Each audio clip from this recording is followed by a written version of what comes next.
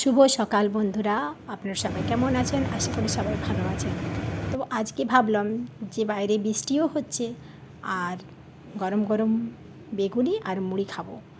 তো ওই জন্যে চটজলদি বেগুনগুলোকে পাতলা করে কেটে ফেললাম আর বেসনের মধ্যে কালো জিরে, লবণ একটু, হলুদ একটু দিয়ে আর গরম গরম বেগুনি ভাজাও শুরু করে দিলাম।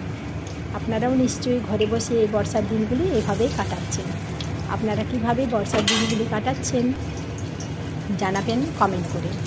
আমরা যারা বাড়িতে বসে এইসব জিনিসগুলি বানাই, বেগুনি পকোড়া যাই হোক না কেন, দোকানের মতন যদি নাও হয় কিন্তু তার স্বাদই আলাদা হয়।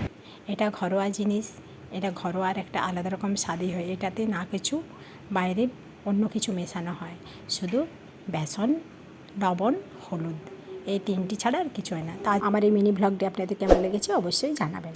নমস্কার।